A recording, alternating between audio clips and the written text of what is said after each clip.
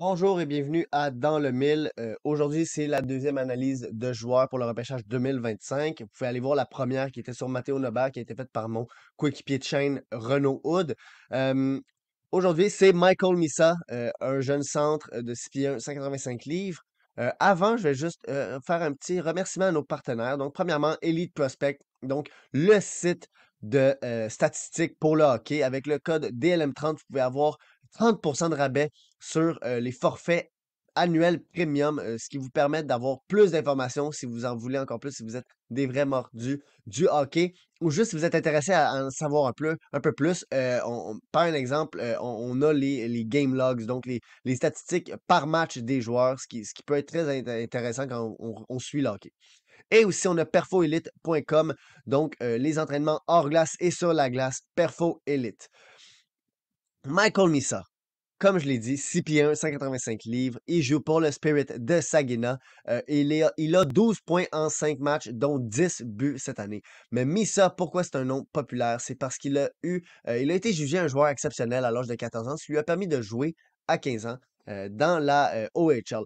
Et d'autres joueurs qui ont eu cette éligibilité-là, c'est Shane Wright, Alexis Lafrenière, Connor Bedard, Gavin McKenna, pour en nommer juste très peu, là. Donc, Michael Misa, justement, il faut faire attention parce que c'est pas parce qu'il a eu cette éligibilité-là à 14 ans qu'il est tout d'un coup une star assurée, là. Donc, moi, j'en ai pas pris compte dans mon évaluation. Je suis parti vraiment avec une tête libre et pas de biais par rapport à lui. Son équipe est vraiment au top du classement et même l'année passée, ils ont gagné la Coupe Mémorial. Mais cette année, c'est ça. En 5 matchs, 4 victoires, une défaite en prolongation. Puis Missa en est vraiment une des raisons pourquoi cette équipe-là va autant bien en ce moment-là. Il est tout simplement dominant. Euh, Pourquoi il est dominant? Mais pourquoi en fait, c'est un joueur que je veux vous parler aujourd'hui. Qu'est-ce qui fait qu'il ressort de la masse de joueurs? Ben, premièrement, vous le voyez, le 10 buts, c'est ses tirs qui sont précis et décochés rapidement, qui vont venir mêler le gardien de but. En fait, ça le rend un peu imprévisible. Et c'est surtout combiné avec l'aspect qu'il est très capable de trouver des trous, de créer des lignes de passe et de trouver ces espaces-là justement pour avoir le temps de décocher et d'être dans une position avantageuse. Je vais vous le montrer ici. C'est le 77 en bleu. Euh, il va lever le bâton de son adversaire et il va trouver une ligne de passe qui n'existait pas vraiment au début. Là. Il rentrait en zone 2 contre 3. Là. Donc, ils n'étaient pas en position de force et il va, pareil, trouver la manière de marquer un but. Stick on it or a shin pad or a skate. Certainly made the block and felt it a little bit. Now Misa able to go out in front and scores. Donc, Misa, justement, il a cette capacité-là parce qu'il est vraiment smart. C'est un gars qui voit bien le jeu. Il est souvent au bon endroit pour sortir de la zone, pour récupérer des rondelles qui étaient en mêlée sur la bande. Il a une vitesse de réaction qui est acceptable, qui est plus qu'acceptable. Moi, c'est quelque chose que je regarde souvent dans un joueur en premier en me disant, est-ce qu'il y a une vitesse de réaction pour être un joueur de la Ligue nationale? Est-ce qu'il va être capable de réagir parce qu'on le sait, là, dans la Ligue nationale, tu as 0,1 seconde pour décider ce que tu fais avec la rondelle. Tu peux pas réfléchir, tu peux pas avoir d'idée. Et Michel, là. Il y a aussi une bonne protection de rondelle, malgré qu'il n'est pas immense ou qu'il n'est pas le plus fort, là. Euh, c'est surtout parce qu'il est trompeur. Il met toujours un peu les défenseurs sur leurs talons.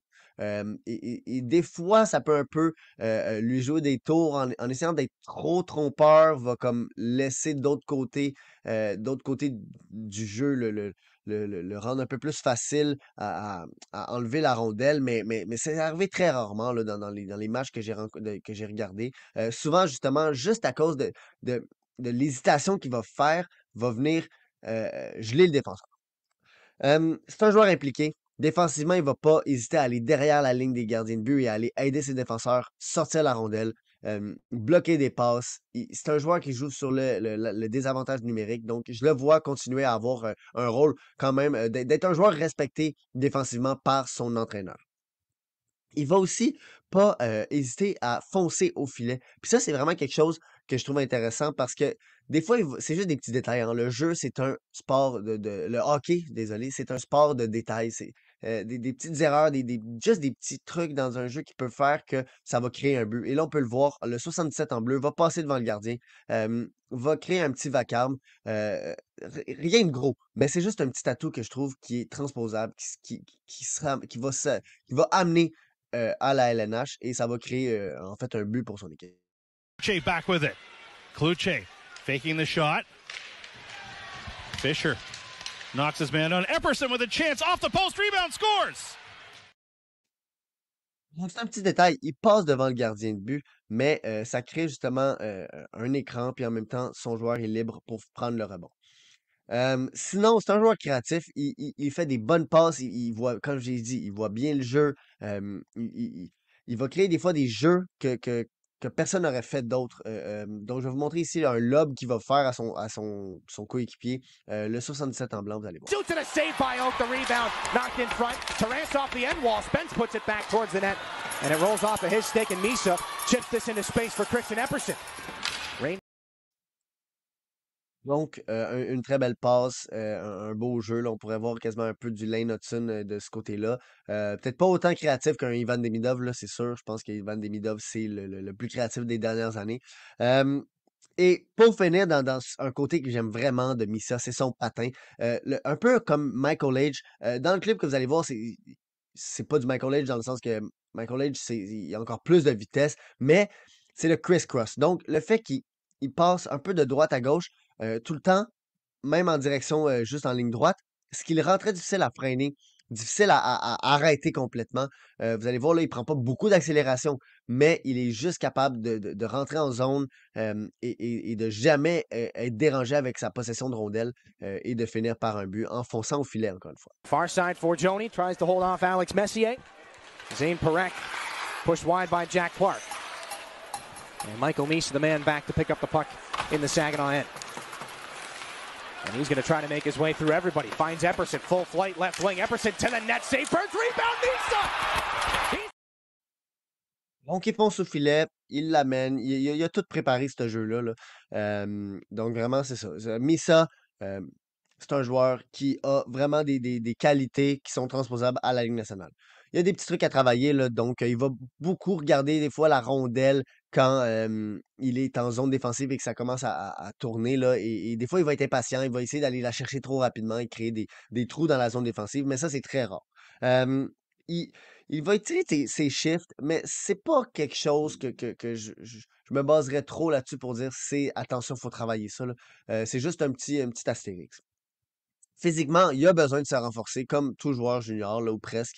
Mais Misa, justement, il a la taille et la carrure quand même pour être un joueur physiquement plus dominant que qu'est-ce qu'il est en ce moment, puis je suis pas inquiet de tout ça. Et sinon, il peut des fois être nonchalant, éviter manquer d'éviter en fait des jeux. Là. Donc, je vais vous montrer un jeu où est-ce qu'il aurait pu couper deux passes s'il avait donné un petit patin de plus. Et peut-être que là, il était un peu trop collé à la bande, donc ça lui a pas permis de couper la passe en zone neutre. Donc, 77 en blanc, vous allez voir. Trying to pull that one over for Will Bishop. It comes off a skate. Alfano hits Mangoni. Davio for the Otters. Bemis has some trouble handling that one. Spins it in anyway. Alfano. Donc, la première passe, il fait pas le petit coup de patin, il était un peu mal positionné, il s'est laissé glisser, il a pas eu le temps d'aller la bloquer. La deuxième, encore une fois, il laisse un joueur passer derrière son dos et il laisse le corridor de passe.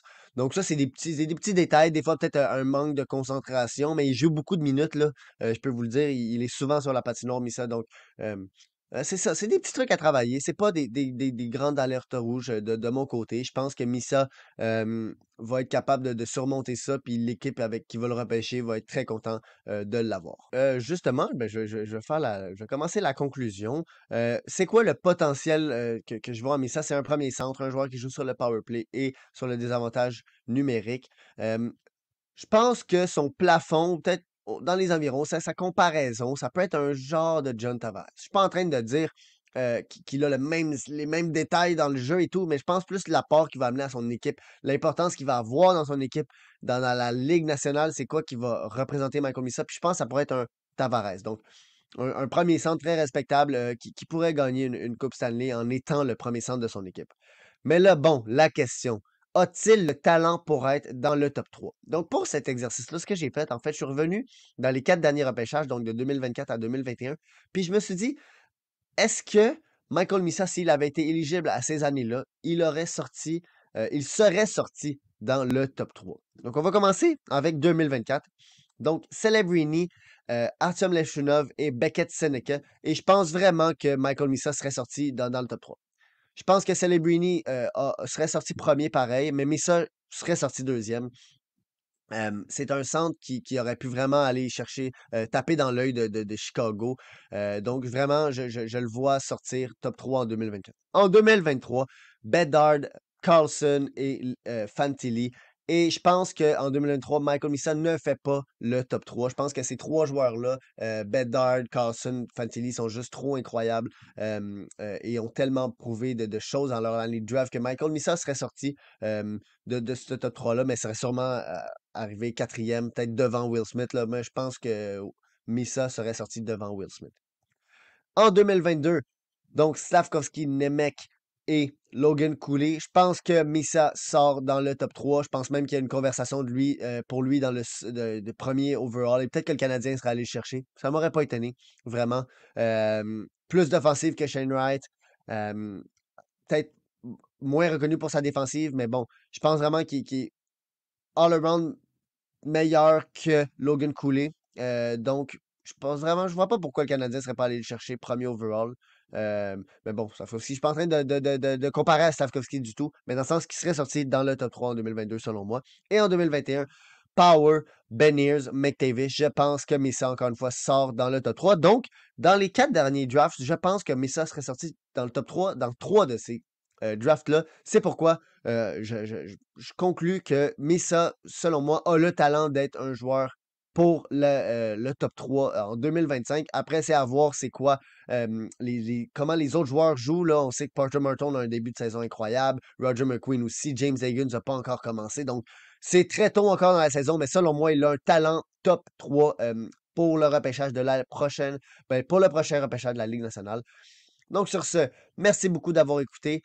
Abonnez-vous, droppez un like et un commentaire si vous avez justement vu Michael Misa aussi. Vous avez justement, c'est quoi vos avis sur ce joueur-là et à quel rang peut-être qu'il va sortir, je ne sais pas. Donc, donnez-moi justement des informations là-dessus et on se revoit pour une prochaine vidéo ou pour un podcast.